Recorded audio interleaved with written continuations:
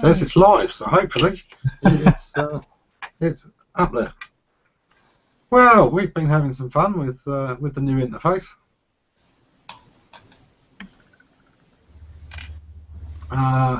Kristin is here but muted. Terry's here but muted. Oh, there's Terry back again. Bill, of course. Zara, Paula, I'd love to have you join us, and me, in case you don't recognise me anymore. So, Bill, what have you been up to this week?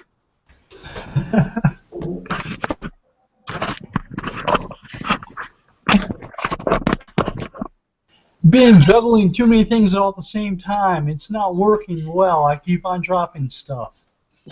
Stop that. This switch change to Google Plus hasn't helped. They messed up how they reorganize stuff. So you don't know which circles you're sharing stuff with when you post. And I ended up sharing stuff with the collection before I realized it, and then tried to get rid of those, switch them over from the collection to sharing them with circles, and that just caused everything to double. Yeah, well, this is it. I logged in one day and it went, "Do you want to try the new Google?" And I thought, oh yeah, let's have a go at that. And 10 minutes later, back to the old settings, thank you. I'm not going near that new setting until you've actually sorted it out, because at the moment it's broken. There's a way to switch back? Oh, yeah. Down at the bottom, way down at the bottom on the left, Bill. Well, just wait a couple of weeks and you'll get to try another new one. Yeah. Well, and that's the thing too, is it changes like from moment to moment. Like I was complaining about something, and then by the time someone was commenting on my post, like it was fixed. Well, it's beta. Yeah. I keep seeing people asking, where are my lists? Where are my collections? Where are my user lists? And go to Twitter, find them. The collections show up front and center on the new Google Plus. When you get to the profile, your collections blink right across the top. Yeah. So there's no. I don't know if that's the same with business pages. I haven't really tried that yet. But, this is it. I spent 10 minutes on the new interface and thought, look, I don't have time to spend 3 days working out how the new Google works. Well, before I even tried it, I got this frantic message from Peter Hatherley. I just like, I'm all gone, everything has disappeared, and he was, I did a lot of emotional hand-holding, and we kind of got it all fixed, but that was my first experience at the new Google Plus, is a friend going, I don't exist.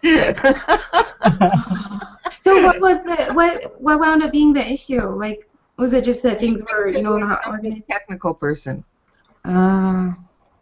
But yeah, it's pretty crazy. And actually, I didn't exist for a few minutes yesterday.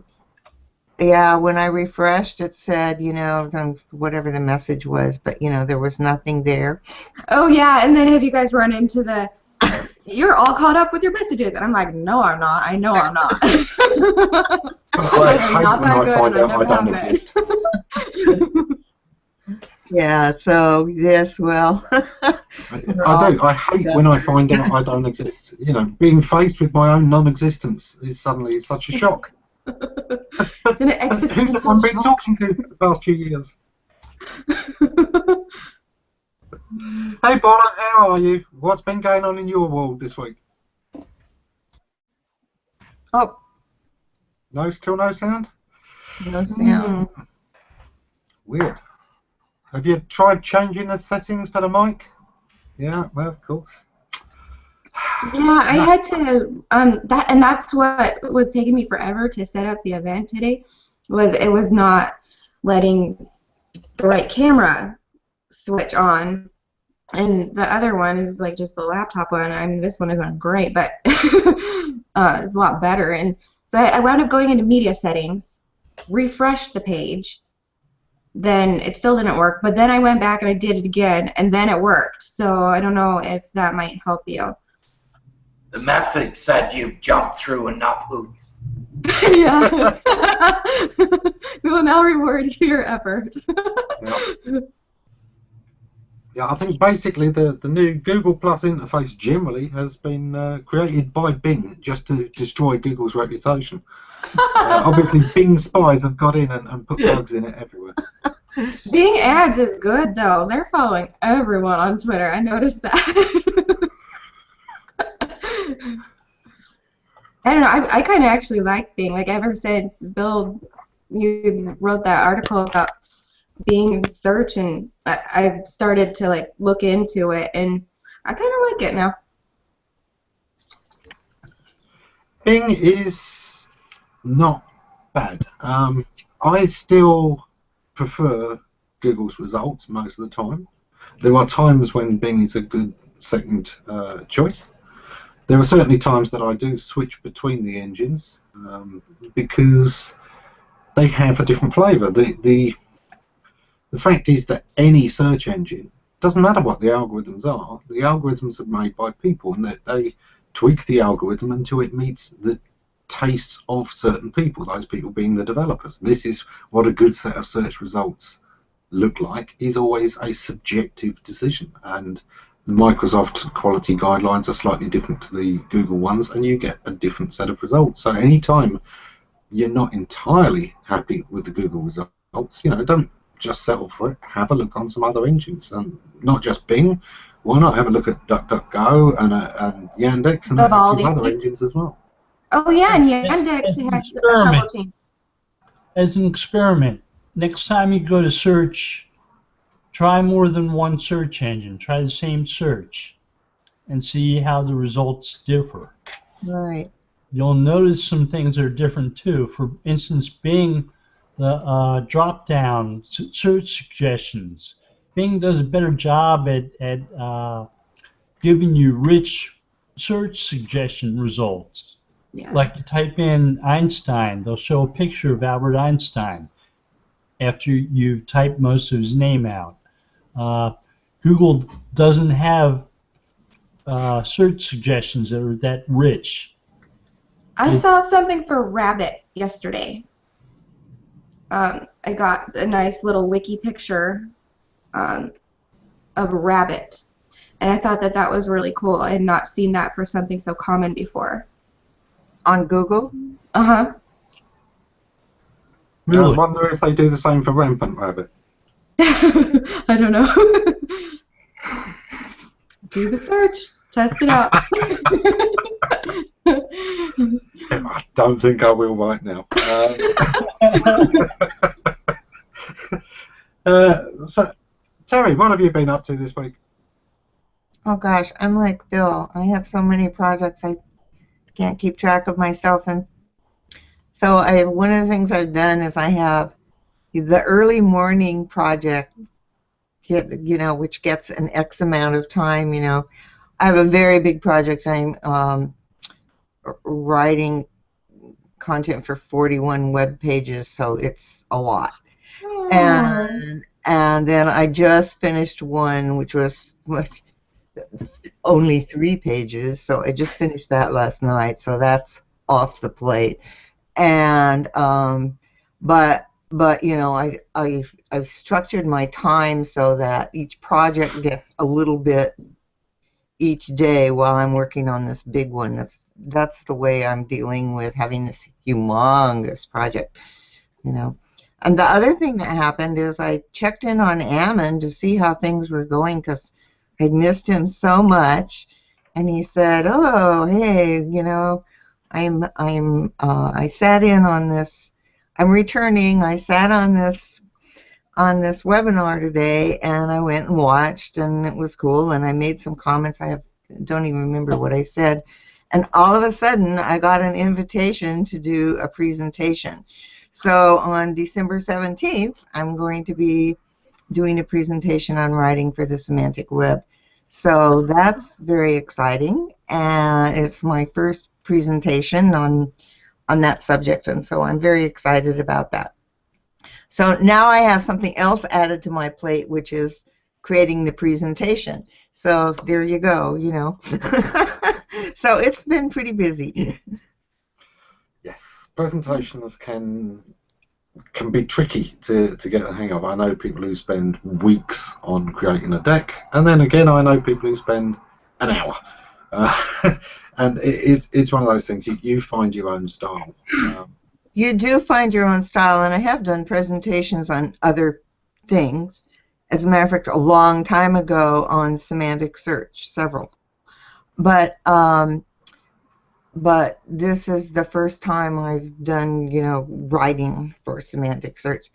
So, and I still like PowerPoint presentations for presentations. I seem to struggle a lot when I try to use Google Slides. I do too. Do you? Yeah. I'm glad to see I'm not the only one. You know, it's like, oh, I'm using this Microsoft product. They don't believe it. But you know. Well, and with Moz content now, your research for the topic should be pretty. You should be aided by that, I should say. Have you gotten a chance to take a look at that and play with it yet? Any of you guys? I have. Yep, I've seen that. But I think the most helpful for my presentation was the presentation, the Hangout this morning, semantic search marketing.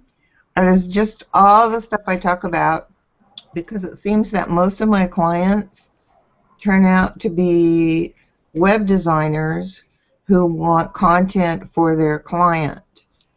And it takes a lot of education because I'm finding that I'm thinking that they're all up to speed on what's going on, and they're not. And so I was like, whoa, you know. So there's a lot of education at the beginning, and I'm perfectly comfortable saying, you know, if this is not what you want, then you need to find somebody else, because it is a lot of education. And unless they're willing to come on board and be educated and look at something beyond keywords and links, we're not on the same path, and I'm not going to serve them well. Yes, absolutely. Now, Paula, have we got your mic working now? Let's find out. No. No. No. Google hates you today. What have you been spamming? Have we run through all like the basics? Like, because sometimes like it helps when someone runs through it with me, even though I know all the tricks and stuff, but it still just helps to like go through the checklist, because there's usually something that I've like been like, oh, facepalm. Did you try the camera up in the search bar, like where the URL is? If you click on that, that should give you some options. Right. To go up to the top, to the microphone. Or actually, like, you see where the URL is? To the right. Go up. The location bar of the browser is the latest bit of controls if you're using Chrome. But, yeah. It's just not recognised. It wouldn't recognise my other mic. So I'm having to use the mic that's built into the camera today for the first time ever. Because it just won't recognise my snowball. It's there, I select it, nothing. Yeah, that's what I did, and that's why I had to go in my media settings, actual Chrome media settings. Yeah, well, no. Carl in the comments says, restart it, lol, kidding. Yeah, this is our restart.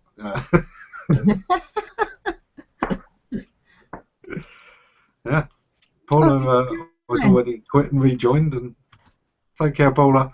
Next time we'll Bye, Paula. hopefully Google will have fixed some bugs by then. Now, John, is your mic working? I don't know. Is it? Yes. Can you hear me? Quiet, but yeah. Can you hear me now? Actually, I would talk to my watch. I have one of those Apple Watches, and I get phone calls on it now. I feel like Dick Tracy. You know? I feel like I'm about to write a post called "Dick Tracy, Eat Your Heart Out." Because I actually get my phone calls on my watch now. If I'm anywhere, yeah, if I'm anywhere within the network that my phone's in, even if my phone's not on me, I get my phone calls on my watch. It's kind of cool.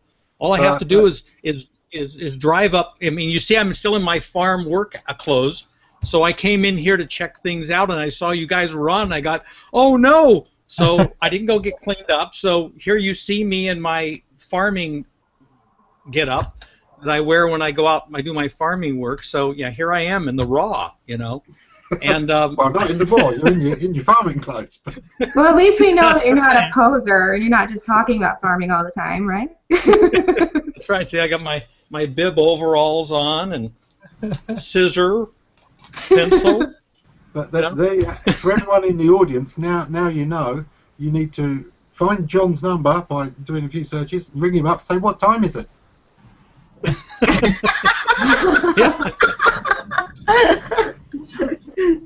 But anyway, if I just zoom up by the house where the Wi-Fi is, I get all my messages and everything. I don't even have to go and look at my phone anymore. So that's kind of cool. Might be a reason to look into Apple. Yeah.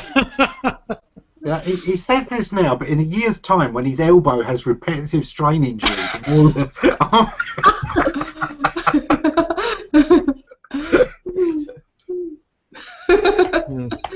the smartwatches do not interest me. They really don't. I mean...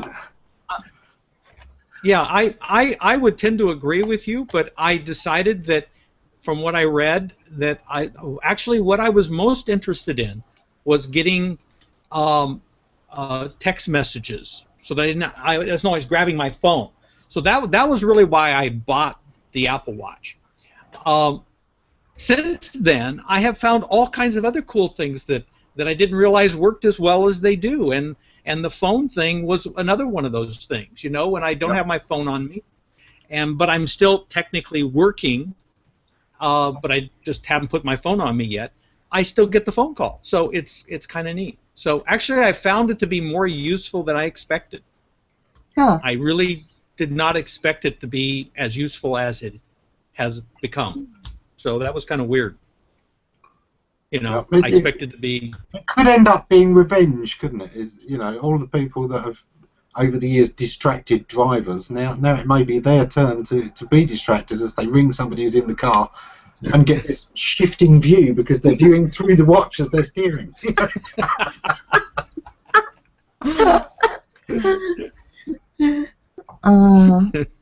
Go ahead, bother me in the car. You'll be the one feeling sick.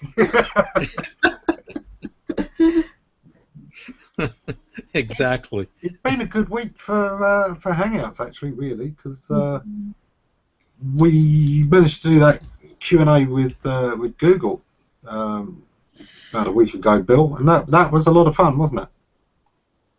I didn't even know about it. Yeah. I was quite upset. Yeah, well, I was upset when I found out from Ben. No, or was it David Kutcher? I can't remember. So no, it was Ben. It was Ben. Yeah, I was not a good stalker. As bad as I was a little surprised that my last question didn't get a bigger response than it did. What was it? It was about having listened in to an FTC hearing on Monday where they were talking about Google. They were talking about places that were advertising listening in to your microphone, to what you were listening to, and capturing high frequency audio watermarks that told them the type of stuff that you were listening to. and then using that to like set cookies on your browser ID number, so that they could track your offline activity with your online activity. Mm-hmm. Oh. And I said, you know, my Android phone doesn't have a way to turn off my microphone. Apart from the one I suggested. Yeah. I thought you would opt out of it. You can opt out, which means basically resetting your advertising ID for your device. Oh. Your prior history, but it still collects information, continues to collect information. So you're not going to go around. Android device does not allow you to actually turn off the mic. Yeah. Right. So they can listen to your microphone all the time. And anything you've given permission to use the mic has access to that mic all of the time, 24/7.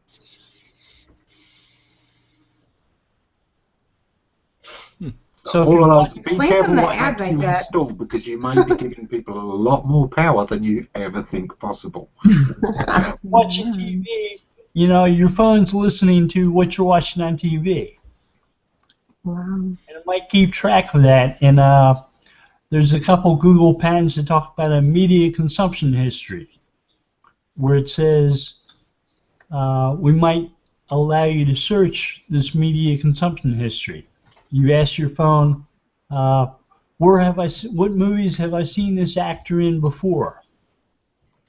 And according to one of Google's patents, it will tell you which movies you may have seen that person in before. Wow. Goes into the set top too, doesn't it? So the cable companies already have that information. It can do. Obviously, Samsung and a couple of other companies changed their policy with their smart TVs because they were collecting that data, and then, if I remember rightly, they decided it was a bit too close to the bone, and before sanctions came against them, they were going to voluntarily stop doing it. And quite a few companies did take away that. But yes, most of the smart TVs were tracking everything you watched. Yeah, in Canada, don't have smart TVs built into the, at least in cable companies can do that, I'm pretty sure. I wouldn't be surprised. Well, they see everything that comes through your TV. It's digital.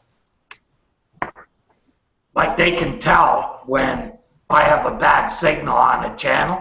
I can call them up and they can tell me what channel I'm on and how strong that signal is for that channel. Well, it'd be pretty good for like a dementia patient, right? Where am I? And who am I? Well, we can tell you. Yeah, I'm not sure that was the original thing, but yes, way to look on the bright side.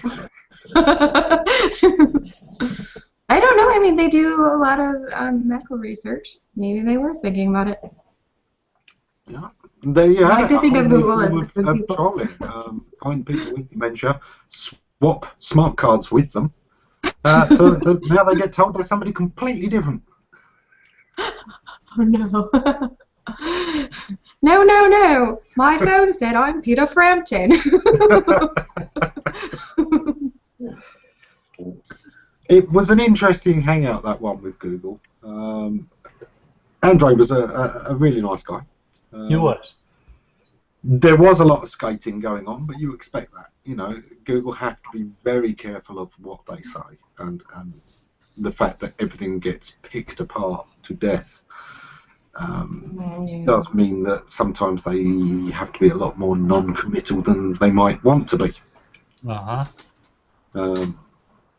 There certainly was a lot of... I had a few conversations with Pierre talking about the types of stuff that he's allowed to talk about and not allowed to talk about, and how difficult it is to get new people from Google to speak to the public.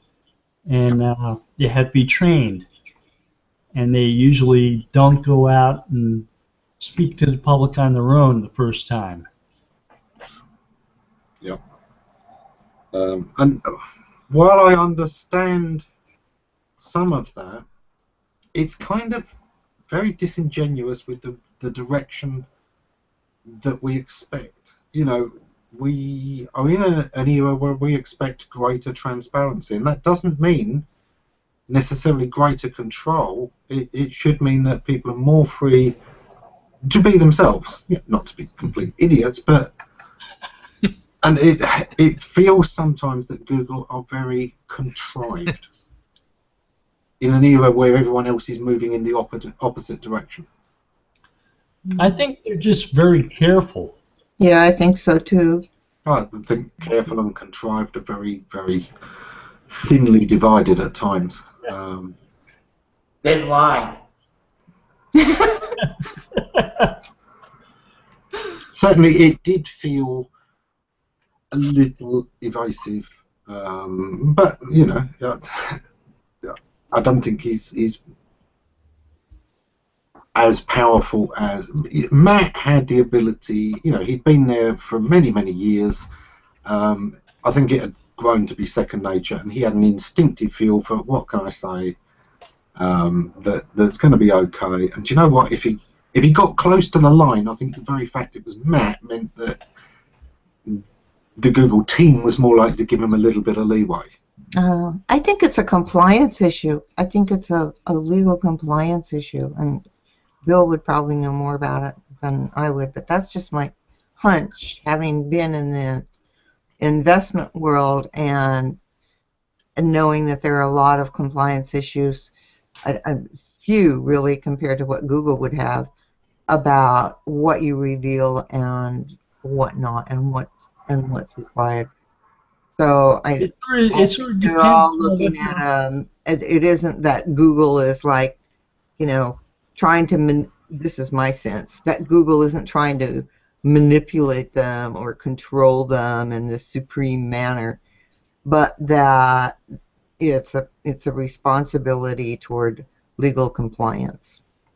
There was an interview with Eric Schmidt. He was talking about supervising Sergey and Larry after he became CEO, and he said they're going to the point where they're ready for their IPO, and Sergey and Larry decide at that point that they're going to give an interview to Playboy during what's traditionally supposed to be a silent period for executives, where they're not supposed to be talking to the press. And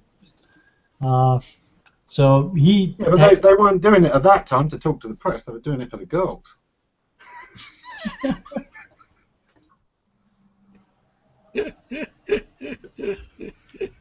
I don't think they'd have cared if it hadn't been published, as long as they could have met some of the bunnies. Maybe. I've spent 5 years in a lab in Stanford. Show me the girls!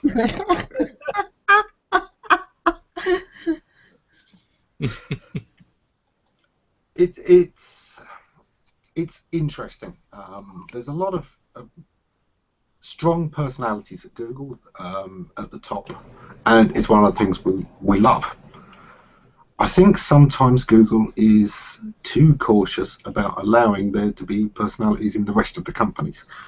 There is a certain blandness that legal departments seem to enforce on others. I know Pierre's had to check carefully whether he can do things. I know John Mueller has. I think sometimes there is a lot of pressure there, and just the very fact that you've got to get that much permission, I think, takes away spontaneity and therefore some genuine human response from the company.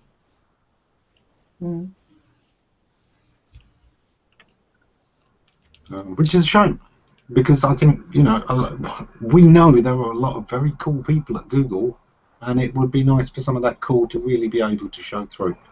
Yes, it would. I just feel that there are too many that, rightly or wrongly, feel they are somewhat gagged by Google. I've known some ex-Googlers who, certainly indicate that they now feel free to speak in ways that they couldn't then, and they're not giving away any great secrets or anything like that. Just the very fact that they don't have to get permission to have an ordinary conversation. John, obviously, we get on great with, and we have no trouble talking with. But then again, John is whenever he's here, he's not here as a Googler. He's here as our old friend John, who just happens to work at Google, and that is an important distinction.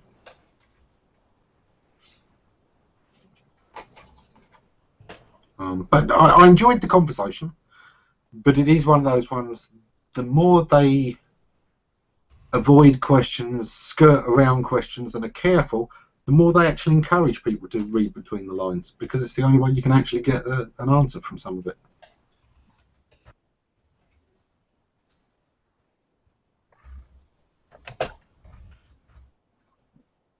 You think so? Sometimes I just feel like people, or that there are persons who do a lot of questioning without looking at principles and foundational foundations. They're always looking for details and technicalities and what they can do to manipulate things rather than looking at the heart of intention. Yeah. But I think if you look at the very first question of that hangout, that was my softball question. Was, obviously you look at a lot of things, you evaluate a lot of signals. What's one that you thought was going to be great and wasn't? And the answer was, we can't think of one. I thought, not authorship then, because that sprang to my mind straight away. What was the question? Because you guys started early. It was close to his answer was close to a question I was going to ask. I think we did come up with a lot of similar questions between us, because a couple of my questions I sort of, actually that's so close to that one, I'm going to let it slide. I'd love to have a link to that. I'll stick one in the hangout after that for anyone that did miss it. But if you were an effective stalker, you'd have, been following Creator Site, where I dropped a link to it already, and there's been a discussion about it all week. Foul stalkers, I don't know. Well, I kept messaging you, and you kept ignoring me. There's Twitter links. If you're not want to bring it, I can bring it. Or Creator Site, or G, where are you? Over in Blab. Having my hat off. So, it feels like a long time since I've managed to do one of these. It has been a long time. Yeah. So, what has Terry been up to recently? Bit of this, bit of that? The usual. Making the web better one site at a time. Right. The usual thing. Doing a lot of programming right now. Pretty busy with some new developments and moving a bunch of stuff around on servers. Have some clients I just got in Australia, moving them off the crappy hosting in the US or in Australian, moving it to Canada on to the servers that I have myself. Probably put some on Azure and hopefully have an endpoint in Australia, and then I'll migrate them there. It's just too early to start putting stuff on Linux on Azure, because they just added it a few weeks ago. I never do anything with Microsoft right out of the box. I kind of learned that that's not a good strategy. Yeah. They have a big shift. It's been happening for a while, but I think it's only starting to hit most people's awareness now. But a big shift in hosting towards more CDNs, more large cloud-based hosting. Amazon have been, pushing quite hard in that space. Right. I do think it's quite an interesting shift. Have any of you had clients that are, dealing with that, and what issues have you had? Code that's, one image. To put it on a page, 7 lines of code for one image off of a CDN. That's when I said to the guy, yeah, I think we should move the host. Yeah, that does seem excessive. Yeah. Oh, the thing is monstrous because it's all super encrypted or something. I don't know. But either way, it's going to a non-encrypted site, so it doesn't make a lot of sense to me to encrypt it. I think part of the reason for that was they were having DDoS attacks and stupid stuff. So you stop a DDoS attack. One of the easiest ways, turn pings off on your server. That's it, because that's what they're doing. They're just pinging you. They ain't actually making requests. So turn pings off, and that relieves a lot of. You don't even have to turn the pings off. The thing is to turn off the ping response. Yeah, that's what I mean. And if I need that information, I turn them on the server again, get the information I need, turn them back off. Just like I don't get SQL injections on a lot of sites, because if the database isn't being updated, I make it read-only. The maintenance that a lot of people do on their sites is why they're insecure, not because of anything other than not really looking after things. So doing a lot of good to see you. Hi. How you all doing? Very well, very well. We got your greeting, courtesy of Andre, of course. He said to pass on your greetings. Oh, okay. Yeah. Did that work out? Yes. We were just saying there were times it felt he was having to skate very carefully around some of the questions. That's good. You probably asked too many tricky questions. There were definitely a couple. Because one of the things I think that's increasingly on most people's mind is privacy issues and how much data Google is starting to collect, and our concerns with that come in a number of ways, shapes, and forms. And somebody the other day was pointing out, look, even without the tracking on your browser, just the number of sites that are using analytics, the number of sites that are using Google Fonts, the number of sites, your IP can be pinging up on all of these hundreds of different sources, and technically Google could be piecing that together to cover half of all of your web activity. I don't think Google are bothering, but it's probably somewhere in the data if they ever did. We have really what should I say, comprehensive privacy policies internally as well. So these aren't the type of things that normal people can just get access to because they're like curious. And it's like, I wonder what people are doing there, or what this person is doing. That's not something that we even have access to. And we have systems that essentially anonymize a lot of this stuff automatically. So if it's really not used for anything specific, then we essentially don't have that data after a certain period of time. Mm-hmm. So that's something where there are always like these weird situations where you think, well, I don't know, if someone were to come and present something to us that told us that we had to share all of this data. If we don't have that data to share, then we can't share it. So that's kind of I don't know, a dead man's switch or whatever you call that. Because that to me is the scary part, and it's something I've said in a few places. It's not that I don't trust Google. My thing is that I don't trust the governments in the various countries that Google has to work in, and I don't trust the CIA, the NSA, MI6. I don't trust those agencies not to put undue pressure on anywhere Google has an office, and threaten to jail people for life. And that's the part that worries me. Not Google, but the fact that in the past, typically, scientists have often had mistakes of naivety. They think people are going to be a lot nicer than they are. Alfred Nobel and his Peace Prize is a prime example.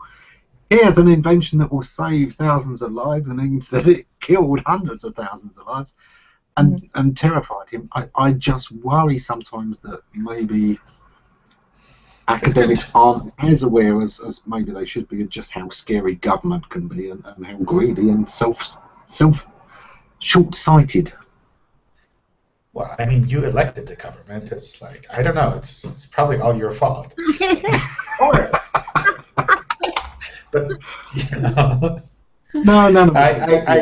I totally agree. I think these are things that are always worth keeping in mind. It's like, regardless what you do, just try to think about like what the worst possible situation might be and what you might be able to do to protect against that. And I think that's something where we certainly have a lot of really paranoid people at Google to try to make sure that we do the right thing there. But it's always good to question what's happening out there, because sometimes people make mistakes, and if nobody calls it out, then maybe they don't even notice it. So I think that's always something as a citizen of the web, I guess, where you kind of have to play your part as well and make sure that you're not doing anything crazy that might get tracked back to you and cause you any weird problems. Yeah. We, of course, know Google's secret strategy is that they call these things moonshots when they're working on. Obviously, Google's long-term strategy is to move all of their data centers to the moon. When they can apply that pressure. We already did that. What was that? In April, a couple of years back. Right? The moon office, right? Yeah. But I actually don't know like whose jurisdiction it is on the moon nowadays. Oh, we know that's where you really are, John. You used to sign in the forums as John from Cheeseland, and everyone knows the moon is made of cheese. That was the clue. Drats. Left that clue. Should have cleaned that up. Yeah. Wait. Look into this light. Where am I? What was I doing? Great, John, ask your watch who I am. Everything is fine. You feel calm. I see we have Colin there joined us. Yes, Colin. John, I wrote an article a while back. It hasn't quite been published yet. And I was basically commenting on some stuff that was being said about local ranking factors, user behavior in particular.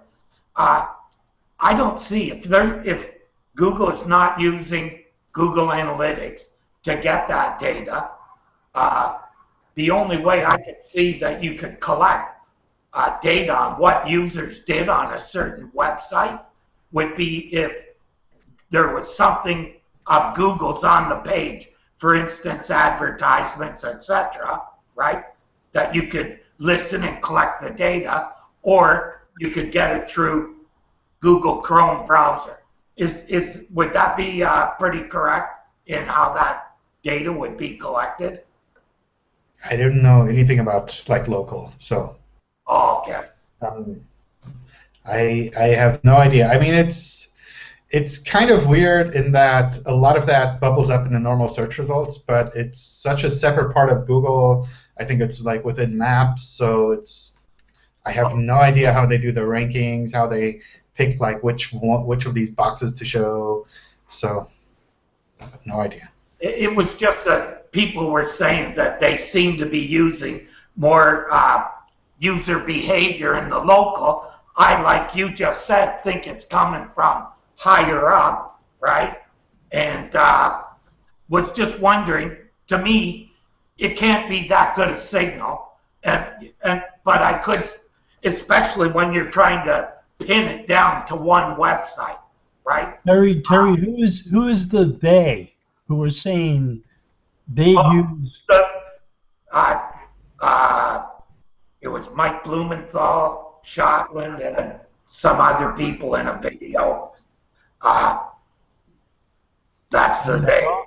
You know, I don't want to, make people look bad, so that's why I said they. But Right, either way. but you know, you're making a guess. Oh, okay. So you're making somebody look bad anyway, but now we're thinking they're an anonymous bunch of fools and No. specific ones. I wouldn't say they're fools either. Just saying that I thought they were a little mistaken in how much of a signal that could possibly be. That's all. That it was So made. user behavior data may be that people clicked on certain results in search results. Yeah. You There know, was, it there doesn't was necessarily also. mean activity on a specific website, and it doesn't actually need or require looking at certain people's analytics. Analytics, I think, is a very, very poor signal, simply because it just isn't wide enough. There's still not enough agencies that are blocking themselves from appearing on the stats. Some of them like to inflate the stats. You've sometimes got a single company with 5 or 6 different agencies, each with 5 or 6 different employees, all going through a site regularly. It could look like masses of traffic, but none of it's going to be behaving right. And trying to create systems to filter that out would be a ridiculous waste of time for the quality of the data that might be in there somewhere. It doesn't scale on a web size scale either. For Exactly. a search engine to look at, it's not an adequate set of metrics. I think there are times when you could snapshot things like what's an average bounce rate, and you could say, right, let's have a look. What does Google have across Google Analytics as a whole? What's the average bounce rate? I think that kind of data, yes, but of course it's such a broad scale that the idea of any one person, any one site being tracked back to is ludicrous. I think it would be very difficult to even break it down into really niche markets. Never mind individual sites or a handful of sites. Mm-hmm.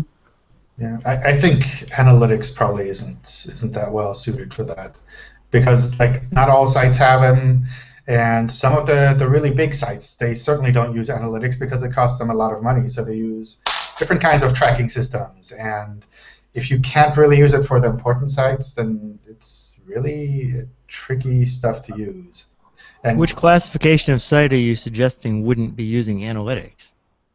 well, I don't know. I just see a lot of really big sites and that use, I don't know what the other analytics type systems are out. There's still quite a lot of You're talking about analytics as in the Google product as opposed to analytics as a classification of product. Oh, okay. Exactly. All right, gotcha. Yeah. All right. Okay. Yeah, I guess the bigger sites are definitely tracking their metrics. You have to admire Google for acquiring the entire classification of product name as their product. But yeah. No. No, it's amazing. Most of the larger publishers out there will use 6, 8 different analytics providers just to get an average valuation, an average score, because you just can't trust one of these providers to give a meaningful metric. I don't see that level. I see them sometimes using 2. I But actually, you're better to stick to routinely see 4 to 6. Yeah, especially on big sites. Especially when you get to the larger sites, the major publishers will go. Often though, 4 to what 6. you find when you go behind the scenes of those is they're using each for different aspects. So they've got one that's tracking ad impressions. It's not interested in broad visits and right. Well, they're so different. They're different niche. They're different niche analytics products. The issue I have is you end up creating dependencies upon these remote service providers, and you get performance problems when they start introducing issues into the mix. So yeah. Bill I don't know what's that browser plugin called that shows you all of these. Appleizer. I don't know, something else, but well, there are many. There are several of them. That's the yeah. easiest one that comes to mind. Where you open the site and it just shows you, like, I don't know, 12 tracking scripts and all of this on it. Sometimes it's just really crazy. I imagine they do it mostly for like ad tracking, where maybe they have to collect their user metrics, like with this one provider that's trusted by these people. And exactly. You've got advertisers that rely on ComScore. You've got advertisers that rely on Quantcast. Advertisers that rely on yeah. I have a Chrome browser extension on this page right now. Well, the page behind this, Google search results page. It tells me how many sites are tracking me on that page. It says there are 543 of them. What is that? Just counting cookies, or what are they basing that on? The language is 504 third-party sites are watching you. Wow. Wow, that's not at all inflammatory. They're watching the number of cookies that you've got in total on your browser. Count of cookies, but that's what I was trying to find out. Was it a count of cookies or something more meaningful? I think you're just a very interesting person, Bill. It's like everyone reads your blog, they read what you have to say. It's like everyone is just like wants to be the first person to see that patent that you're opening next. They probably should. There's good reason for it, right? Sometimes you're not paranoid. Sometimes people are watching you. But, as soon as I can figure out how to turn the microphone off on my Android device, I'll be happy. Right. Colin, you said something interesting about Google acquiring. I don't know what. So when I heard it, this is what I heard. What I was saying is that they sort of subvert the name of an entire category of products and make it their own, just like they go with. And this is a Marissa Meyer thing, going back from the beginning. Ultimate simplicity in naming and simplicity in look and feel. What would you call your tracking software? Well, the entire class of products are called analytics. Let's call ours analytics. Well, I was looking at, I can't remember where it was, but someone said like alphabetize when they alphabetize something, and they used it like synonymously with categorizing. And I thought it was awesome, like, because alphabet. I mean, it makes sense, and then I just kind of had to giggle because. They Google, go. It has an ability to turn something into a verb. Right. Well, they go with the most simplistic names they can come up with. Remember, in the days of Google Labs, they had sets and they had what the hell else did they have in there? There were a bunch of them, but they were all one-word names that defined an entire category of features. And they just tried to abscond with the entire name, that entire namespace. Yeah, docs would be another great example of that. Yeah. But I think everyone kind of does that. But I do it now, but Google was the first to do that. That was for sure. You call it this in-house for a long time. Labs is where you're working on new stuff, and when you're talking to other Googlers, of course, it's the labs, and then Well, I was trying to think of the products within Google Labs because they had like tons of them with ridiculously short names that made no sense. Google Sets was it all comes out of the same mentality. The same developers are creating all of these things. I think they choose the obvious name, and the difference with Google is there isn't this marketing department that intersecting changes everything between for them. that Yeah. and it going live and saying, right, we need a cool name for this. What are we going to call our video conferencing solution? Yes, Hangouts, of course. Right. Yeah. Yeah. We need something called Vote. Called what? Vote.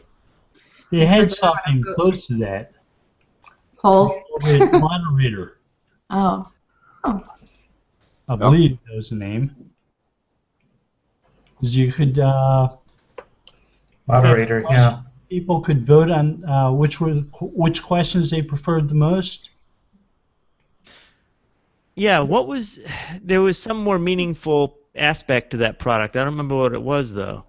Was it just a moderation queuing system, or was there something more to it? People could submit lots of questions, and then people could vote on which questions they thought were most important. And they used it to question Barack Obama on the White House. So this goes back to like 2000 or so. Yeah, it was, I think. Yeah. Doesn't go back that far, no. You sure? I think it was. No, I think it's pretty old. The president more recently. Okay. Now I vaguely remember that being a big thing in the first his first election. Of course, this goes back to the days of when netroots was a cool buzzword, and a buddy of mine absconded with that product name. What was netroots? Oh, this was back in 2000 when Obama was the hip new guy coming on board and into the scene and utilizing the internet for the first time for their campaign. And you had Obama doing that, and of course everyone else had to follow the leader in that regard. But his campaign staff built out an entire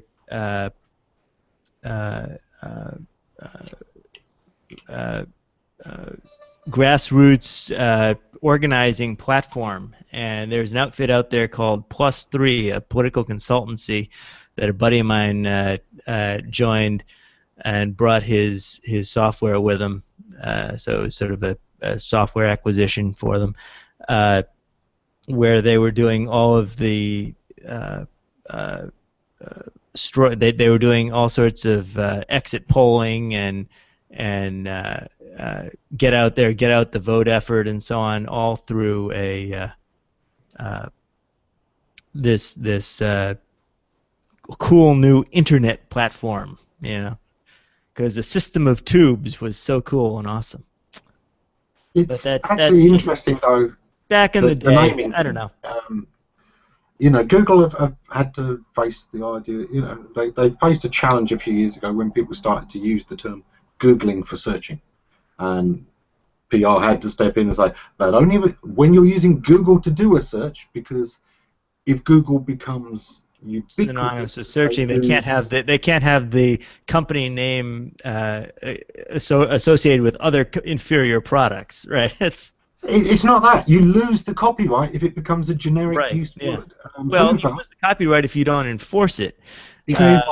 But it would be a challenge to enforce it if it does become a verb used across the entire product space. But it's very interesting to me, therefore, that Google choose to have Hangouts called Hangouts and Docs called Docs, because it's kind of almost deliberately going to where they can't have those issues in the first place, because they picked a generic word.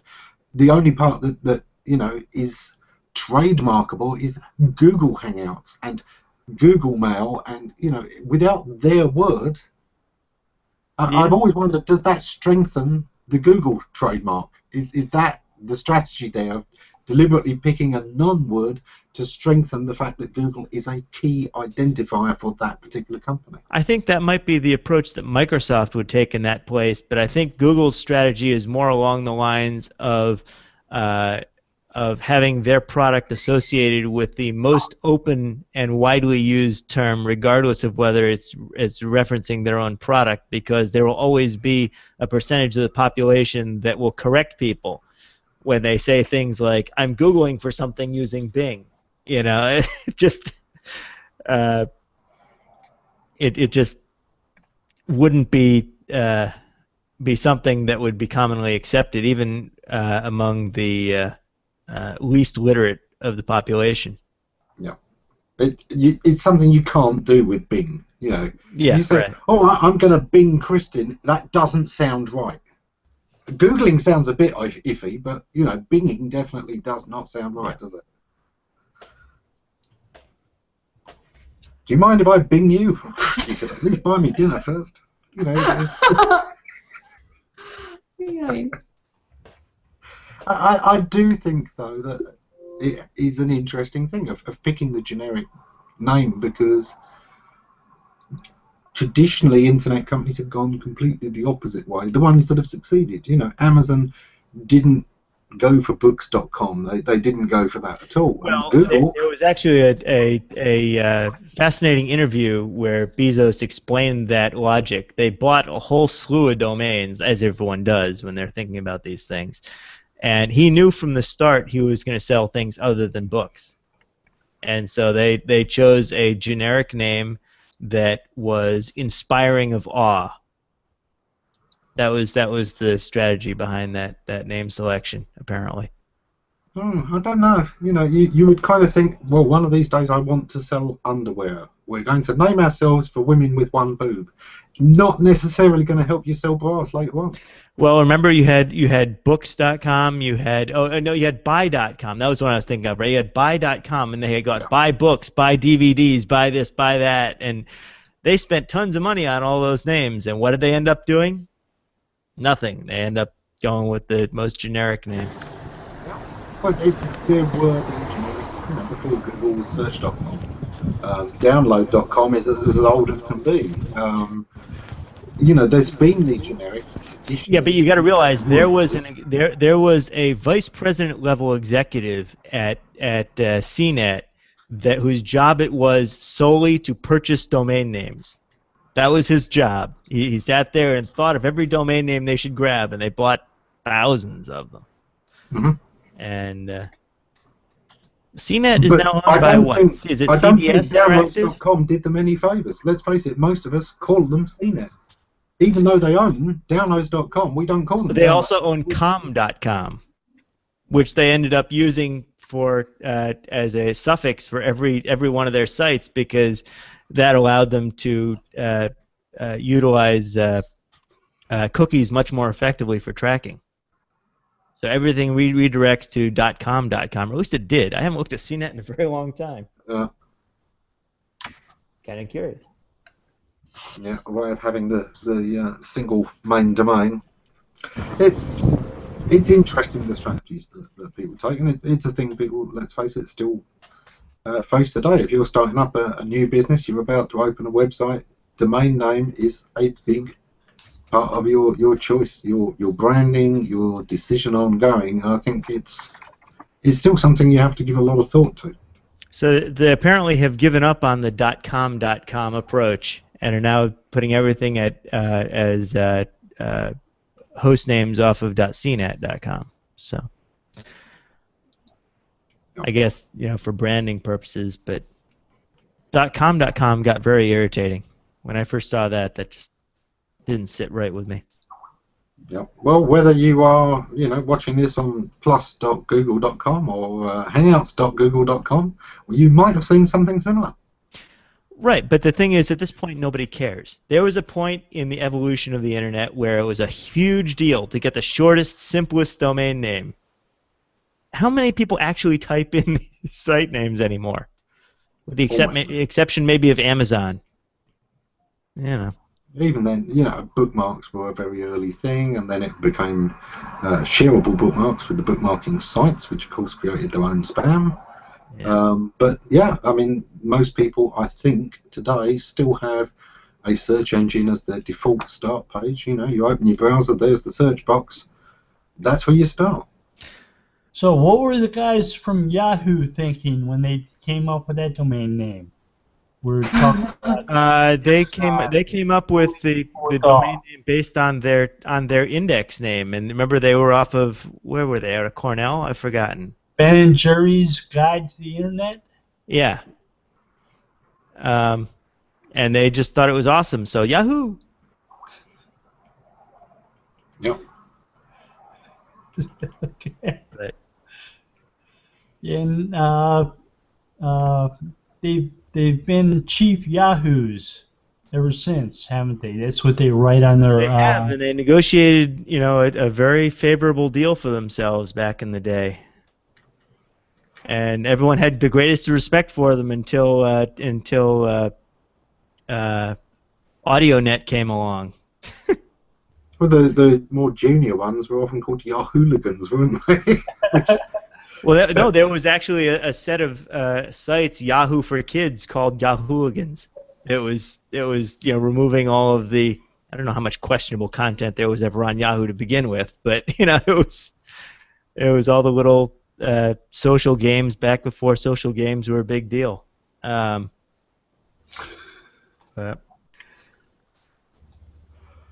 was I trying to think of? Mark Cuban, right? So, the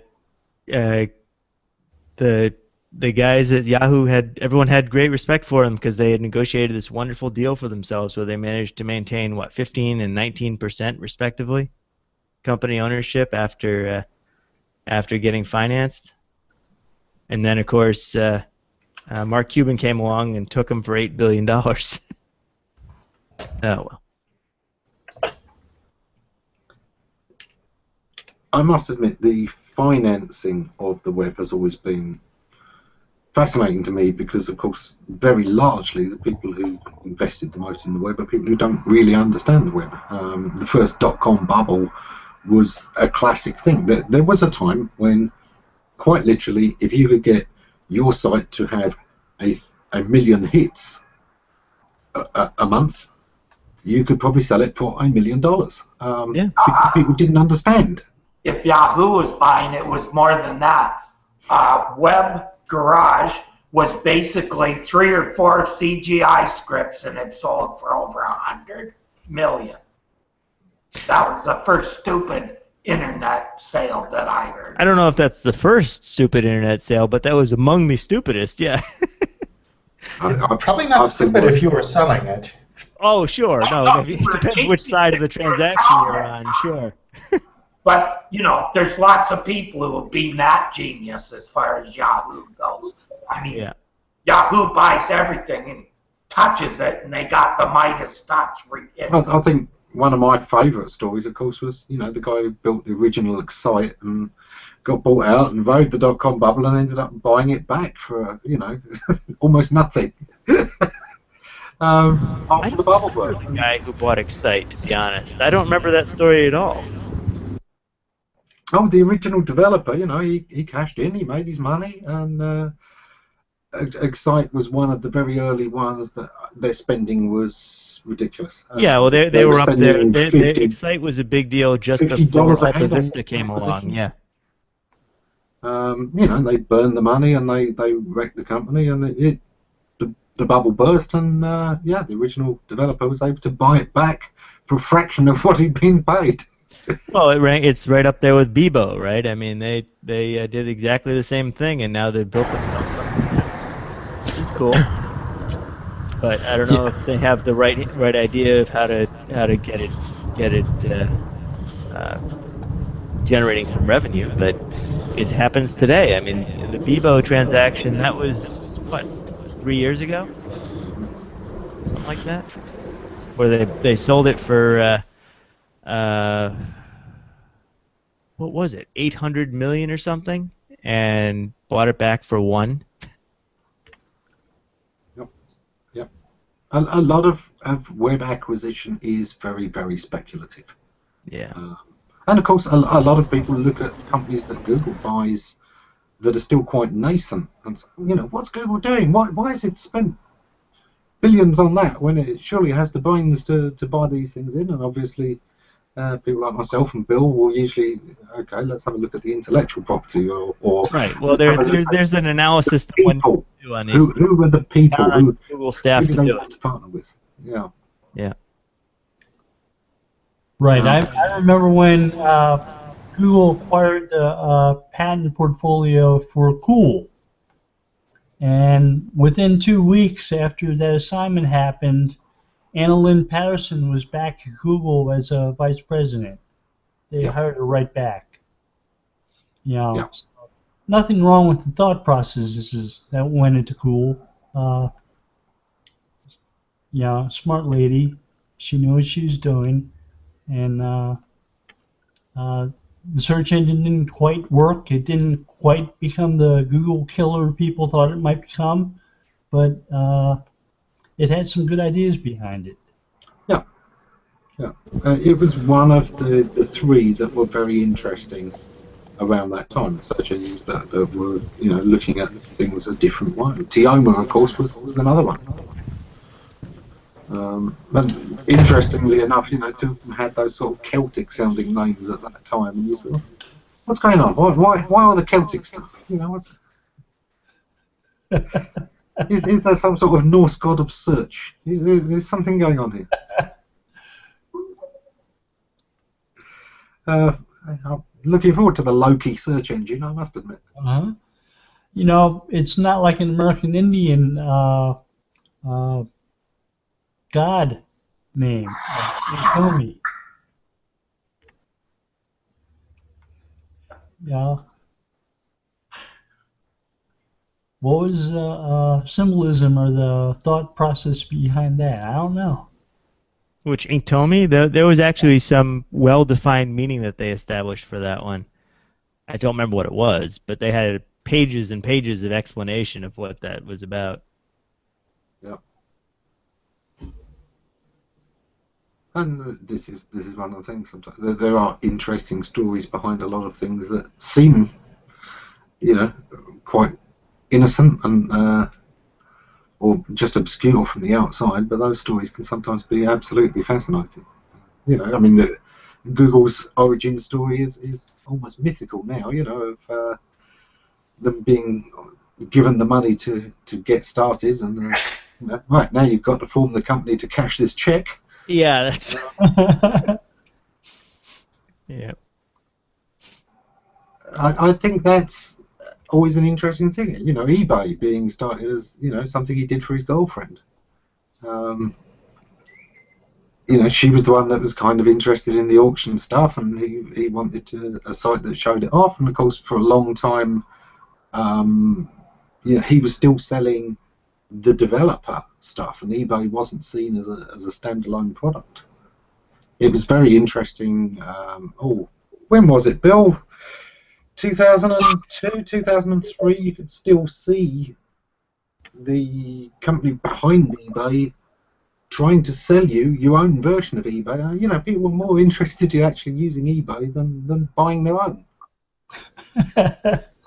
For Pez dispensers, wasn't it? It was something like that, wasn't it? Yeah. Yeah, I remember getting the emails on that.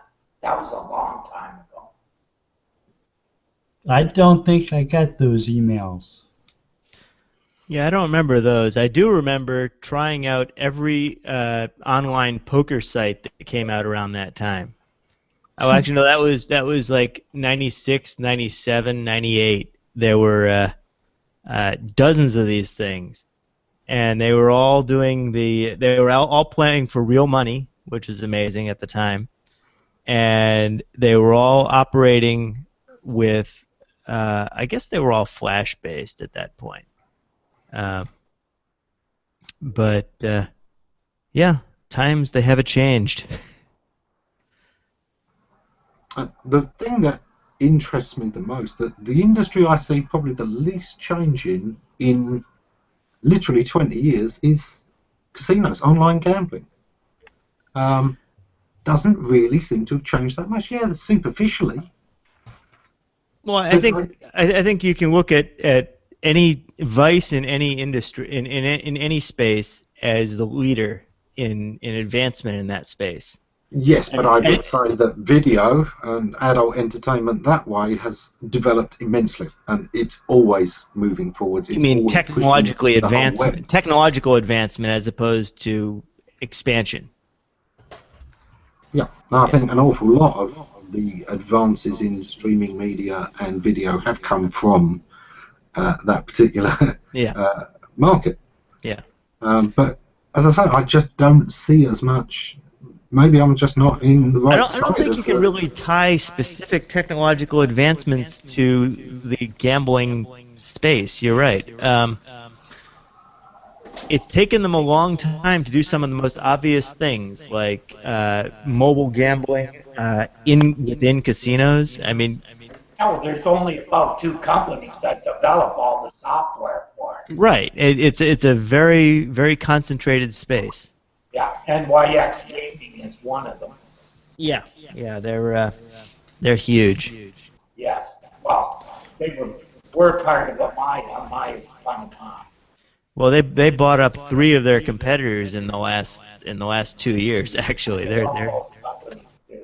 It's all bankrolled by the financial markets. but by necessity, that space does need to be concentrated. You can't really get all the required permits and have all the required connections to make the very few very large sales you need to make it into a real business. There was a time when I was looking at producing a plug-and-play DVR that you could deploy and replace in the space of the various rack mount VCRs that were being used for recording of casino surveillance. And I figured if you could just put a plug-and-play DVR in there and do not even the most basic networking, just say, here it is, it's recorded, you don't have to swap the tapes out, that would be enough of a selling point. Obviously, you could do a lot more, but this was back when the first web TVs were coming out. Way back. But I didn't know enough about the market space and have the connections necessary to actually get it working. We are way past our normal time, so I'm going to quickly take us off here. But as always, we'll carry on chatting away. But thanks everyone for joining us, and see you next time.